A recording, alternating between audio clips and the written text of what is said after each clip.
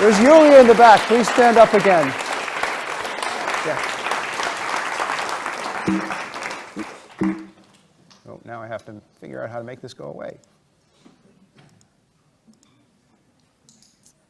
Okay, thank you for that click. The Ig Nobel Biology Prize was presented to a team from Singapore, Germany, China, Australia, Poland, the USA, and Bulgaria. They were honored for discovering that dead, magnetized cockroaches behave differently than living magnetized cockroaches. Please welcome Thomas Paderek, Herbert Kripaz, and Rainer Dumke.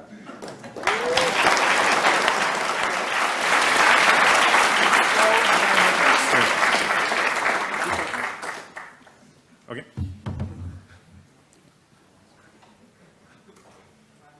Okay, great. Start now. So I think it's actually no wonder that the biology prize, the Ig Nobel Biology Prize, goes to some physicists. So we are all physicists, in fact, quantum physicists.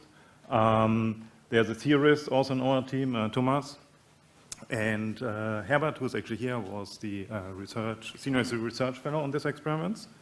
How we came about this, so it's a small comic here to give a motivation, artwork from XKCD.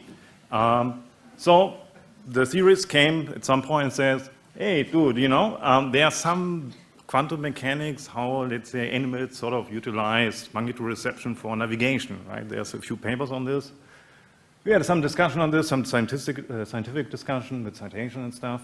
And then Survey came up and said, hey, yeah, you know, we have this precise atomic magnetometer in our lab, so let's feed it with some biological samples.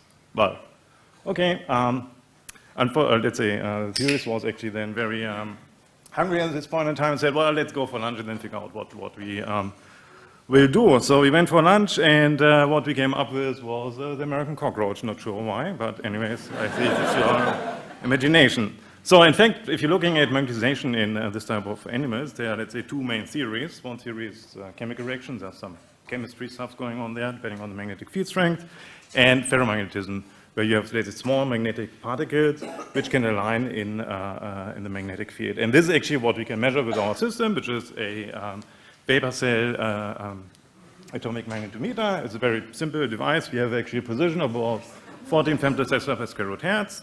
And the idea is actually, okay, you have your atoms there, they have a magnetic moment, they process, and this precession we can measure with a laser field, changing the polarization of the laser, and from there we can say something about the magnetic field. So we magnetize the cockroaches, put it in, and look what's happening.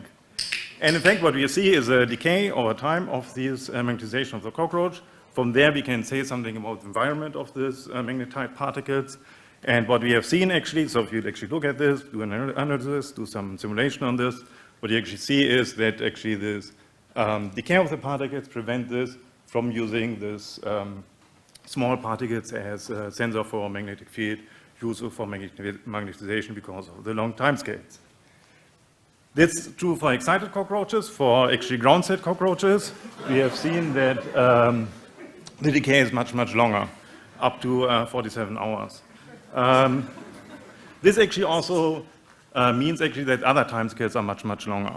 And actually, we have at some point gotten the news about this nice Nobel Prize. We thought, well, let's do some further experiments on them. And what we have done is we have looked actually at some behavior experiments on dead cockroaches and put a dead cockroach in an alternating magnetic field and look at their motion. And as a surprise, we have actually seen that the motion of a dead cockroach is highly suppressed. We could actually give a upper limit on the, let's say, rotation of the dead cockroach, which is about 6.4 times 10 to minus 9 hertz for the cycling frequency. However, this is actually limited by our precision as of now, because we have used just the normal motion tracking for about 12 hours. We think about maybe using some laser interferometer in the future to go even higher precision on this. Okay, it's not really serious science. But it's serious science, I mean, right? We use very good instruments for this. Okay, so that's also the end of my talk. maybe just to prevent everyone, dead cockroaches do not stick to fridges, so don't try it at home. Thank you.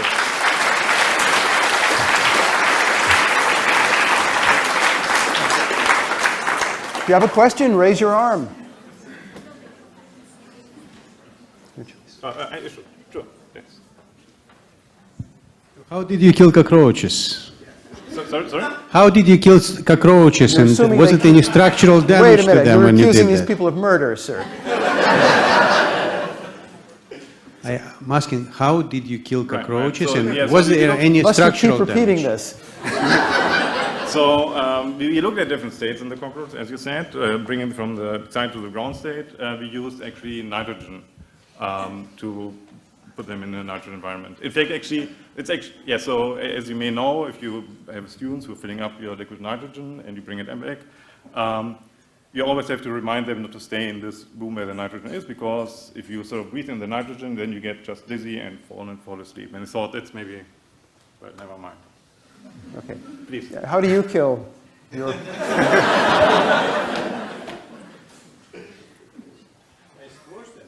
Oh, okay. Oh, okay. Okay, next question, please. So many questions. Pick one, please. I'm very struck by your illustrations. Who's the artist? Which, the comic? Go back to the other. No. Forward. There. There. Oh, yeah. Indeed. So in principle, we are thinking about hiring an artist, but this were done actually by ourselves. Yes. So this actually that's the cat vector for the different states for the physicists. Okay, final question. Please choose something. Yes, please.